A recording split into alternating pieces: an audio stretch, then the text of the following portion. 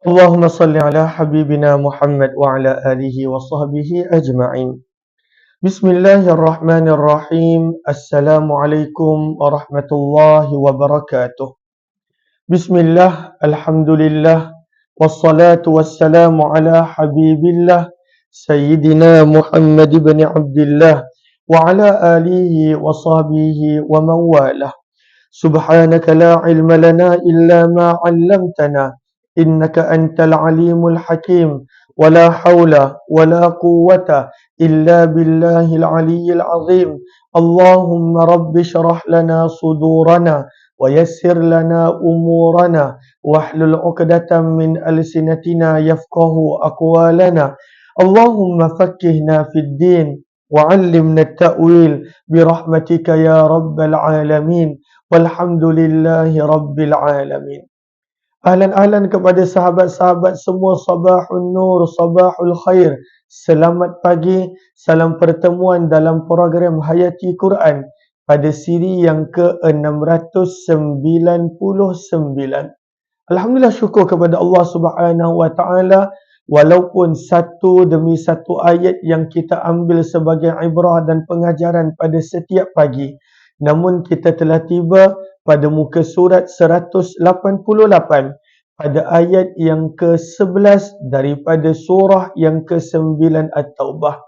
Ahlan-ahlan kepada semua, mohon jasa baik untuk bantu share, bantu untuk kongsi, bantu untuk sebar luas. Mudah-mudahan lebih ramai yang beroleh manfaat. Ahlan-ahlan FK, Hamidah Abjad, Nur Jiji, Olia, Tuah, Acik Cime, Dapur Safi, Yama, dan juga ahlan-ahlan kepada semua yang berada di ruangan TikTok. Di ruangan Facebook, ahlan-ahlan Ana Sukaimi, begitu juga Kak Kamiza, Irma Mas dan juga sahabat-sahabat yang lain. Alhamdulillah, kali ini kita dah tiba pada muka surat 188. Mohon untuk bantu catatkan di ruangan komen supaya memudahkan yang baru join. Kita dah tiba pada muka surat 188, surah yang ke-9 dan akan bermula daripada ayat yang ke-11. Ayat yang ke-11. Jom kita baca dulu ayat ini kerana setiap huruf memberikan ganjaran dan pahala 10 kali ganda. Man qara'a harfan min kitabillah, sabda Nabi, barang siapa membaca walaupun satu huruf daripada ayat Al-Quran, falahu, maka untuknya adalah 10 hasanah. 10 hasanah, 10 kebaikan. Dan kita nak baca ayat yang ke-11, walaupun tak panjang, namun lebih daripada 10 perkataan yang menjadikan kita layak menerima ganjaran dan pahala yang sangat banyak. Maka ayat yang ke-11, surah yang ke-9 At-Taubah, muka surat 188. Hanya satu ayat. Satu hari kita akan baca satu ayat. A'udzu billahi minasy syaithanir rajim. Bismillahirrahmanirrahim.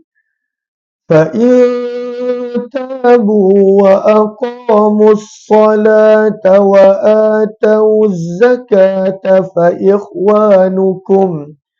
فإخوانكم في الدين ونفصل الآيات لقوم يعلمون. صدق الله العظيم. Maka kita telah baca ayat yang ke-11 dan untuk tajwid kita nak ulang kaji satu makhraj. Makhraj yang kita nak ulang kaji pada pagi ini adalah makhraj huruf nun yang ada pada huruf yang ketiga. Allah berfirman, fa'in tabu. Maka huruf nun. Apakah makhraj huruf nun? Kata para ulama, min tarfil lisan. Huruf nun ini keluar daripada hujung lidah. Dan kita tahu daripada hujung lidah ada terlalu banyak makhraj.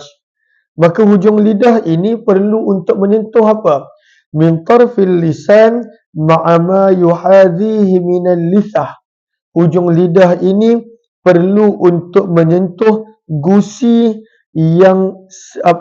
gusi yang berada pada bahagian atas, gigi atas, gusi bahagian atas, bawah sedikit daripada makhraj lam. Kalaulah makhraj lam, ia adalah gusi yang lebih atas dan nun bawah sedikit daripada lam. Maka apabila kita letakkan lidah pada gusi, an, an, an, in, un, maka di situ adalah makhraj nun. Cuma kata para ulama tajwid, dengan nun walaupun bukannya ikhfa, walaupun bukannya idgham ma'al gunnah, maka nun akan ada sedikit bunyi daripada khayshum, daripada rongga hidung.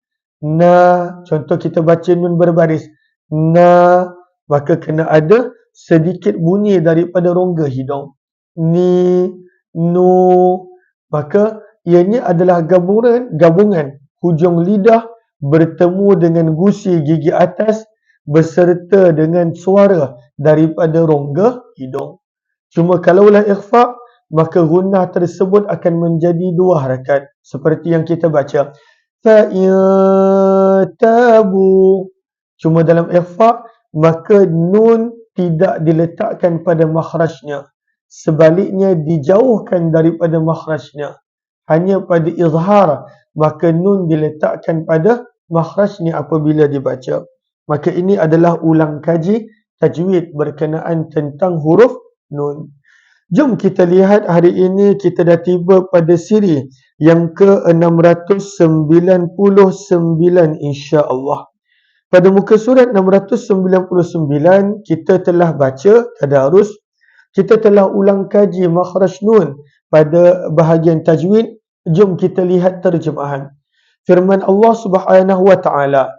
Ayat ini adalah sambungan daripada ayat-ayat sebelum ini, daripada ayat yang ke-7, ayat yang ke-8, 9, 10 dan lain-lain.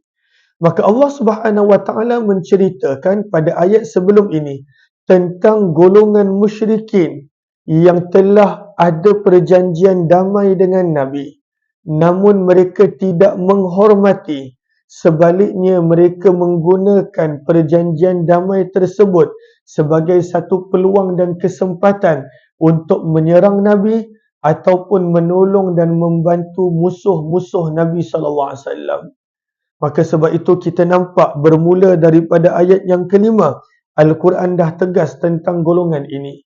Kita dah sebut daripada ayat pertama surah At-Taubah, jangan terkeliru, ianya menceritakan tentang 4 golongan musyrikin. 4 golongan. Ada golongan musyrikin yang ada perjanjian dengan Nabi SAW dan ada tempoh, maka Nabi disuruh untuk menghormati perjanjian tersebut. Itu ada pada ayat yang keempat. Ada golongan musyrikin yang mana ada perjanjian kepada Nabi tetapi tidak mempunyai tempoh. Dan ada juga golongan musyrikin yang tidak ada perjanjian dengan Nabi. Maka mereka ini ada pada ayat yang ketiga. Dan yang keempat ini yang paling panjang kita bicara, iaitu golongan musyrikin yang ada perjanjian damai dengan Nabi, namun mereka telah mengkhianati perjanjian tersebut berkali-kali. Lalu kalau zaman kita, mereka ini diibaratkan sebagai penjenayah perang. Penjenayah perang, besar kesalahan. Ada perjanjian damai dengan Nabi, sepatutnya menjadi sekutu Nabi, tetapi mereka mengkhianati berkali-kali perjanjian tersebut. Dan itu yang kita dah berulang kali baca daripada ayat yang ke-5 sampailah waktu ni. Yang mana Nabi SAW dengan sangat tegas disuruh untuk memerangi mereka. Jangan bagi muka kepada mereka. Jangan bagi peluang lagi kepada mereka. Sebab telah banyak peluang yang diberikan. Begitu banyak. Namun Allah sebut pada ayat yang ke-11, kalaulah sekiranya mereka bertaubat dan mereka benar-benar bertaubat, maka layanlah seperti saudara. Dan ini adalah apa yang kita nak baca pada ayat yang ke-11. Ahlan-ahlan kepada sahabat-sahabat yang baru join, sama ada di ruangan TikTok. Ahlan-ahlan Allahumma salli ala Miss Munawwarah. Kemudian ahlan-ahlan happy lah. Sarah Fahiza, Dids, terima kasih kerana beri gift. Ica Caca, Amida Azmi, Waalaikumsalam warahmatullahi wabarakatuh. Terima kasih kepada semua yang bersama. Mohon jasa baik untuk bantu share, bantu untuk kongsi, bantu untuk sebar luas. Di ruangan Facebook, Ahlan-Ahlan Yaya Lia, kemudian Setio Jerry, Zahari, Zahrah, dan juga Salmiah Osman dan juga sahabat-sahabat yang lain. Ahlan-ahlan kepada semua. Maka firman Allah pada ayat yang ke-11, sambungan bermula daripada ayat yang ke-5. Firman Allah, fa'il tabu. Kita nak pergi kepada terjemahan. Fa, maka. In, jika, sekiranya.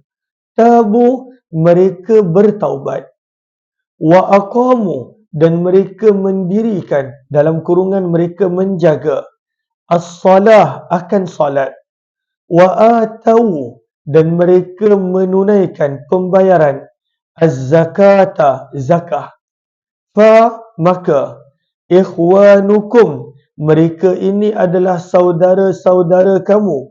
Fiddin, seagama. Mereka ini adalah saudara seagama.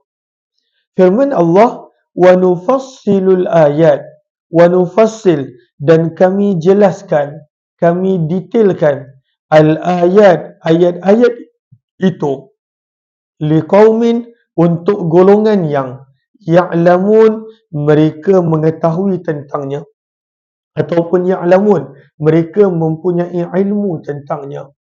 Maka pada ayat yang ke-11 ini, kalau kita nak ambil pengajaran, bayangkan daripada ayat yang ke-5, kita baca tentang satu golongan. Maka sebab itu kalaulah tidak meneliti, kadang-kala ada orang salah faham. Kenapa pada ayat yang ke-5, Islam menyuruh untuk membunuh orang-orang musyrikin? Al-musyrikin itu pun dah menunjuk kepada golongan musyrikin yang tertentu. Golongan musyrikin yang mana? Golongan musyrikin yang keempat, yang ada perjanjian dengan Nabi, mengkhianati berkali-kali, dan mereka menolong musuh untuk menyerang umat Islam dan Nabi. Maka sebab itu untuk mereka keras sedikit perintah Allah, sebab mereka mengkhianati Nabi SAW. Maka ini adalah untuk golongan yang keempat. Maka sebab itu tulis, maka ini adalah berkenaan golongan musyrikin yang dah berkali-kali mengkhianati perjanjian dengan baginda Nabi SAW. Lalu Al-Quran tegas dengan mereka. Firman Allah, kalau kita tengok pada ayat yang ke-5, apabila telah berakhirnya bulan-bulan haram, faqtulul musyrikin, maka bunuh mereka, sebab mereka punya kesalahan dia besar. Wa khuzuhum, tangkap mereka. Wahsuruhum, kepung mereka. Wa qu'udu lahum, dan lakukan risikan kepada mereka. Maka itu tegas ayatnya. Begitu juga kita lihat ayat yang ke-7. Allah berfirman, kaifa yakunu lil musyrikina ahdun indallah. Bagaimana mungkin untuk orang-orang musyrikin seperti itu boleh ada lagi perjanjian damai di sisi Allah dan Rasul? Mereka ni tak layak diberi peluang lagi. Maka itu ayat yang ke-7. Ayat yang ke-8 pun kita tengok sama. Yang mana Allah Subhanahu Wa Taala menyebut mereka ini mulut beracun, menggembirakan pada lidah, tetapi hati mereka mengingkari perjanjian tersebut. Ayat yang ke-9 pun Allah cela mereka. Mereka ini adalah orang yang sanggup melakukan apapun untuk dunia mereka. Itu semua ayat yang Al-Quran menunjukkan tentang kejahatan golongan musyrikin yang dah ada perjanjian dengan Nabi, namun mengkhianati perjanjian tersebut. Akan tetapi pengajaran yang pertama kita boleh dapat, Allah berfirman, fa'intabu, maka jika mereka bertaubat. Masya Allah. Tengok, Al-Quran mengajarkan kepada kita bahawa manusia yang teruk macam mana sekalipun, kalaulah mereka bertaubat, maka kena layan mereka sebagai saudara. Fa'in tabu, maka jika mereka bertaubat.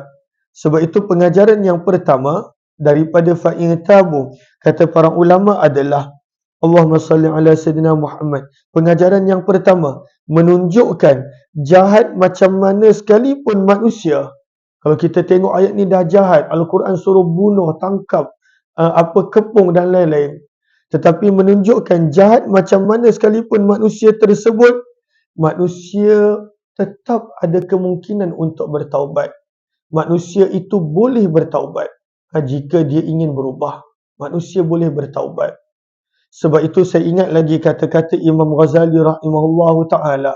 Kata Imam Ghazali rahimahullahu ta'ala bahawa kita tak patut menghukum orang yang masih hidup. Kita tak patut menghukum.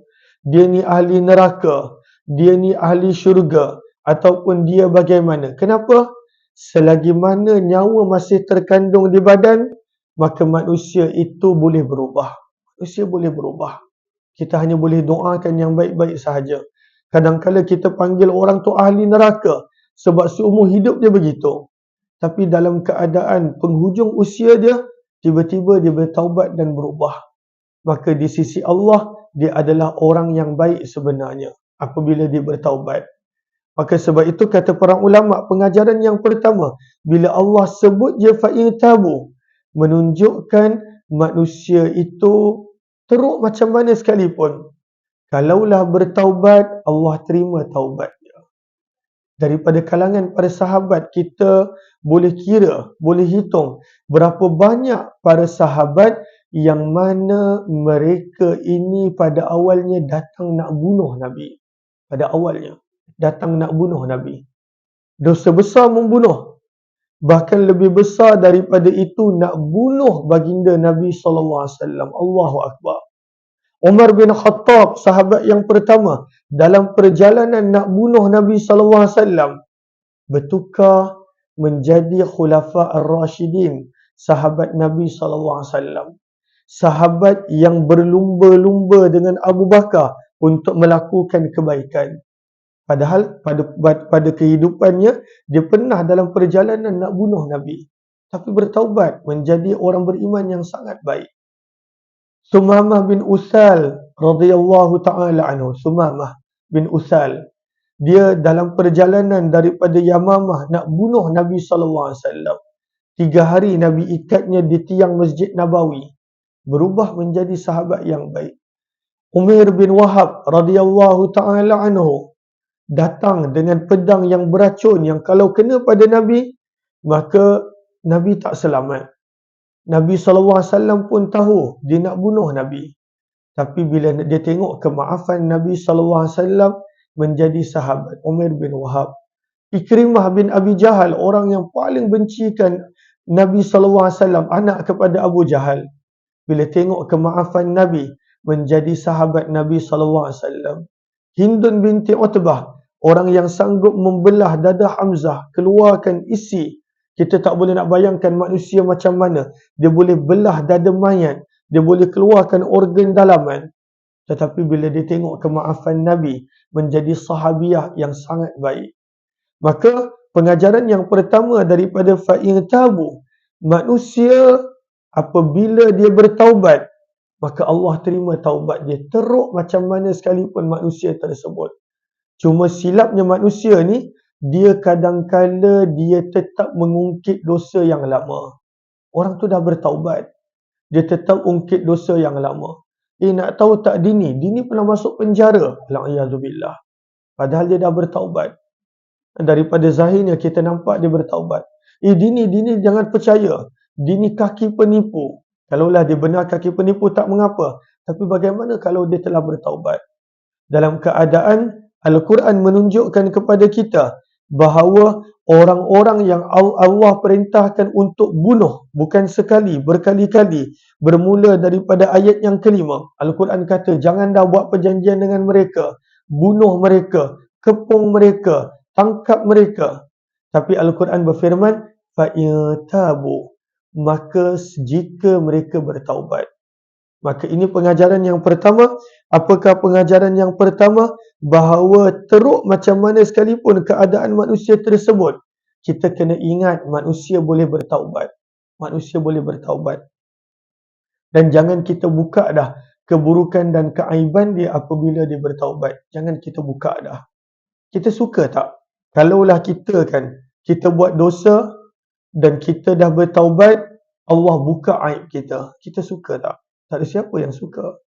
Dalam keadaan setiap daripada kita ada dosa masing-masing yang Allah sembunyikan.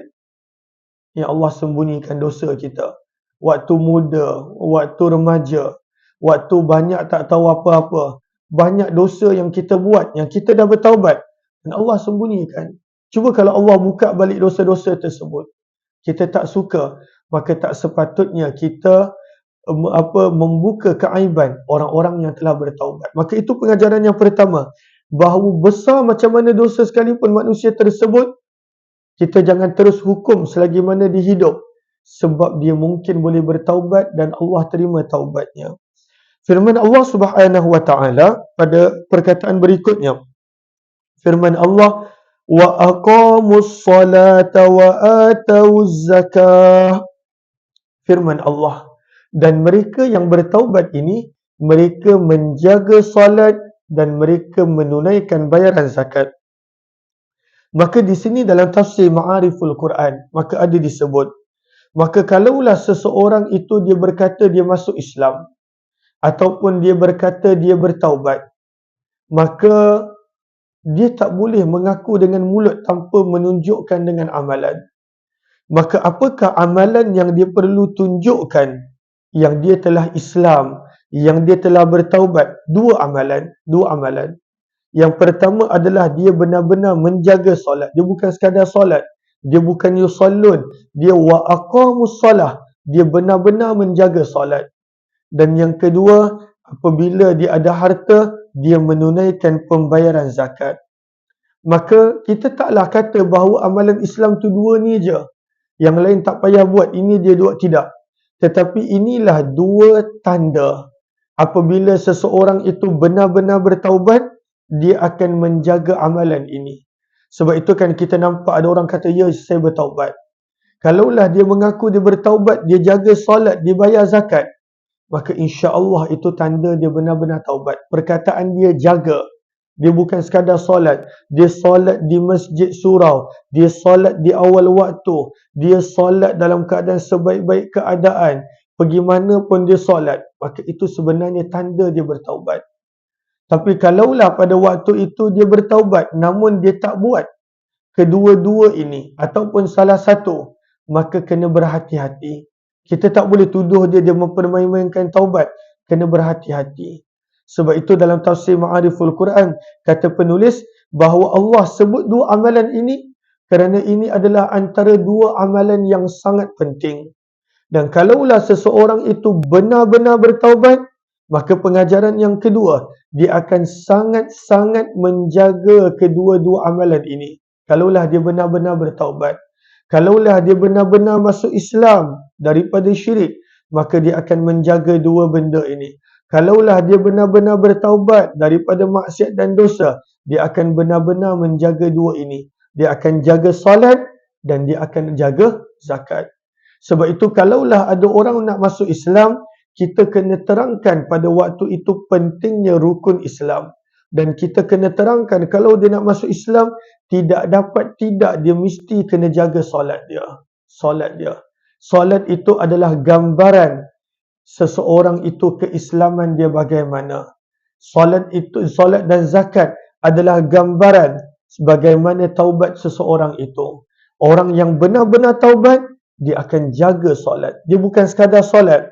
Banyak orang kata, saya nampak dia solat. Perkataannya aqamus salah, dia jaga solat. Kita boleh tengok macam mana orang yang benar-benar menjaga solat. Ahlan. Terima kasih banyak-banyak Maznah HS. Semoga Allah balas dengan sebaik-baik kebaikan dan ganjaran. Maka itu adalah pengajaran yang kedua. Apakah pengajaran yang kedua? Bila seseorang itu dia kata fa'intabu, jika dia bertaubat, Al-Quran sebut tanda-tanda dia benar-benar bertaubat adalah aqamus salah, dia akan menjaga salatnya, wa atauz zakah, dan jika dia ada harta, dia akan membayar zakatnya. Kalaulah salah satu dia tidak buat, maka itu belum benar-benar bertaubat. Sebab itu di dalam surah Al-Muddathir juz yang ke-29, antara sebab manusia itu masuk ke neraka sakar, kalau kita tengok dalam surah Al-Muddathir ayat yang ke Allahumma salli ala sayyidina Muhammad 42, maka ditanya kepada penghuni neraka, masalakakum fi sakar, kenapa kamu berada dalam neraka ni? Kenapa? Bukankah dulu kat dunia kamu bertaubat? Bukankah dulu kat dunia dah masuk Islam? Kenapa masuk ke dalam neraka? Maka apa jawapan mereka? Lam nakum minal musallin. Sebab dekat dunia saya tidak solat. Tak menjaga solat. Terima kasih banyak-banyak Cik Penglipo. Terima kasih banyak-banyak sahabat yang bersama. Ahlan-ahlan kepada semua. Mohon jasa baik untuk bantu share, bantu untuk kongsi, bantu untuk sebar luas. Mudah-mudahan lebih ramai yang beroleh manfaat. Lalu kepada yang kali pertama join, kita sebenarnya setiap hari akan membaca satu ayat mengikut turutan. Hari ini ayat yang ke-11, esok ayat yang ke-12. Dan kita akan ambil pengajaran, tadabbur bersama-sama daripada ayat tersebut. Lalu sebab itu, kalaulah kita nak bawakan seseorang tu masuk Islam, pastikan dia faham kepentingan solat dan zakat. Kalaulah kita nak jadikan seseorang itu bertaubat, pastikan dia benar-benar menjaga solat dan zakat. Kalaulah tidak, maka kita tak menuduh dia tak bertaubat ataupun tak masuk Islam. Cuma dia khawatiri taubatnya tak kuat dan dia akan kembali kepada dosa dan maksiat. Islamnya tak kuat, maka dia khawatiri dia akan tinggalkan Islam, al-a'yadzubillah. Maka sebab itu sangat penting solat dan juga zakat. Maka ini pengajaran yang kedua. Firman Allah Subhanahu wa taala sebagai pengajaran yang ketiga. Firman Allah, fa ikhwanukum fid din. Firman Allah Subhanahu wa taala, maka jika mereka bertaubat dan benar-benar bertaubat dengan menjaga solat dan menunaikan zakat, apa yang patut kita buat? Maka ini benda yang susah untuk kita. Apa dia? Fa ikhwanukum fid din. Allah berkata, maka mereka ini adalah saudara-saudara seagama kamu. Masya Allah. Walaupun pada ayat sebelum ni dosa mereka dah banyak dah dosa mereka. Mengkhianati perjanjian, tolong musuh, serang kita, angkat senjata. Dan Allah pun turunkan hukuman yang berat kepada mereka. Tangkap, bunuh, kepung, macam-macam kepada mereka. Tapi kalaulah mereka dah bertaubat dan benar-benar menjaga solat dan zakat, maka apakah pengajaran yang ketiga? Allah menyuruh kita untuk melayani orang-orang ini sebagai saudara seagama. Apakah maksud saudara seagama? Maka maksudnya adalah kita patut lupakan kesalahan mereka. Sebab Allah suruh untuk maafkan. Sebab mereka dah bertaubat. Mereka dah bertaubat. Allah suruh untuk lupakan kesalahan mereka. Lagi-lagi orang yang bukan Islam, bila dia masuk Islam, kita kena maafkan kesalahan dia. Cuma kalaulah orang tu dah memang Islam, maka kesalahan dia dengan Allah, kita patut lupakan. Tetapi kesalahan dia sesama manusia, dia tetap perlu selesaikan. Tak bolehlah seseorang tu memang dah Islam, dia ada hutang ratus ribu. Lalu dia pun kata, aku dah taubat dah ni. Aku taubat, aku nak jadi baik. Kau baca tak dalam surah At-Taubah ayat 11 muka surat 188, surah yang ke-9. Al-Quran kata, jika dah taubat, maka aku taubat. Jika dah solat, aku jaga solat. Jika bayar zakat, aku bayar zakat. Maka kena layan macam saudara. Maka hutang yang ratus ribu tu tak payah bayar. Maka bukan begitu. Lagi-lagi kalaulah dia dah memang Islam, hutang sesama manusia, urusan sesama manusia tetap perlu selesaikan. Itu termasuk dalam pakej taubat. Cuma, kalaulah orang yang bukan Islam, maka pada waktu itu mereka dimaafkan sepenuhnya. Mereka dimaafkan sepenuhnya. Mereka dimaafkan. Kalaulah mereka pernah ada membunuh, maka dimaafkan semua dosa-dosa tersebut. Kenapa? Fa ikhwanukum fid din. Kerana kamu patut layan mereka seperti saudara seagama. Dan inilah keindahan Islam. Indahan Islam. Islam mengajar kepada kita untuk memaafkan saudara baru kita. untuk memaafkan orang yang bertaubat, untuk melupakan kesalahan dan dosa yang dilakukan oleh orang yang bertaubat. Sebab itu tak boleh ungkit. Sebab itu kalaulah kita lihat zaman kita, kita lihat zaman kita, kalaulah orang tu dah bertaubat, masih diungkit, maka itu menunjukkan kita yang teruk. Kita yang teruk, bukan orang tu. Kita yang teruk. Kita masih kata, oh dia dia masuk penjara sebab ni lah dulu. Kes dia begini. Tapi dia dah habiskan hukuman dia. Dan nampak perubahan ketara yang dia bertaubat. Tapi selalunya masyarakat masih lagi tidak melayan dia seperti saudara. Masyarakat melayan dia seperti penjenayah. Maka sebab itu kita nampak orang yang dah bertaubat pun kembali menjadi penjenayah. Sebab kadang-kala masyarakat yang begitu. Dalam keadaan Al-Quran menyebut fa ikhwanukum fiddin. Kalaulah mereka ini bertaubat, mereka ini telah benar-benar menjaga solat, mereka ini telah menunaikan zakat, layan mereka sebagai saudara seagama. Fa ikhwanukum fiddin. Lupakan kesalahan mereka, jangan disebutkan kesalahan mereka. Dan ini kita belajar daripada akhlak Nabi. Siapa yang tak kenal dengan Abu Jahal? Abu Jahal, musuh nombor satu Nabi SAW. Abu Jahal, musuh nombor satu. Semua peperangan waktu dia hidup, dia pernah sertai untuk membunuh Nabi SAW. Abu Jahal, itu dahsyatnya Abu Jahal. Maka anak dia pun sama, adalah antara musuh Nabi yang tega. Apabila dia melarikan diri ke Yaman, dan isteri dia minta izin untuk kejar suami dia. Isteri dia minta izin untuk Nabi SAW maafkan suami dia. Dan Nabi pun maafkan. Nabi kata bawa dia balik. Nabi maafkan.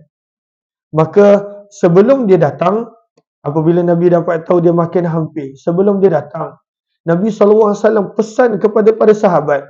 Sabda Nabi SAW, kejap lagi saudara kamu Ikrimah akan datang. Ini anak musuh. Dia sendiri musuh. Anak kepada musuh nombor satu Islam. Abu Jahal punya anak. Abu Jahal punya anak. Ini bukanlah contohnya Zionis nak masuk Islam. Ataupun bukannya contoh penjajah Yahudi. Ini bukan. Itu pun mungkin umat Islam tak boleh nak maafkan. Ini adalah anak Abu Jahal. Dan dia sendiri adalah musuh tega Islam. Dia musuh nombor satu Nabi. Dia benci Nabi SAW. Tapi Nabi SAW sebelum Allahumma salli ala Sayyidina Muhammad, sebelum dia ada yang tanya macam mana dia berpura-pura taubat. Sebab itu kata para ulama, kita tak boleh nilai hati manusia. Kita tak boleh nilai hati manusia. Kalaulah dia melakukan apa yang Al-Quran sebut, zahirnya dia berubah. Dia jaga solat, dia bayar zakat, akhlak dia berubah. Maka kita patut terima dia. Sebab itu Nabi SAW tidak menghukum orang munafik. Walaupun Nabi tahu dia munafik. Kenapa? Sebab Nabi menjatuhkan hukuman berdasarkan zahir. Sebab zahir dia mereka solat. Zahir dia solat. Adapun dalaman dia, Allah yang tentukan. Allah yang tentukan. Lalu kita akan kembali kepada kisah Ikrimah. Sebab dah ada soalan. Kita suka tak kalau ada orang nilai kita? Sebab kita patut layan orang lain macam mana kita dilayan. Kita suka tak? Contohlah saya. Saya bila bercakap ni, tiba-tiba tuan-tuan akak-akak tuan-tuan kata dengan saya, Umar ni bohong je. Apa dia cakap ni semua dia tak buat pun. Orang nilai kita. Suka tak? Ada tak sesiapa di antara kita suka orang nilai kita? Orang nilai kita. Mungkin sebelum ni kita teruk. Mungkin sebelum ni perangai kita buruk. Tak ada manusia suka untuk dinilai. Tak ada manusia suka untuk dinilai. Maka sebenarnya sama. Kita pun tak patut menilai orang. Lalu kalaulah zahirnya berubah, maka dilayan berdasarkan zahir. Sebab itu ada seorang sahabat Nabi, bahkan kekasih, orang yang Nabi sayang, bernama Usamah bin Zaid.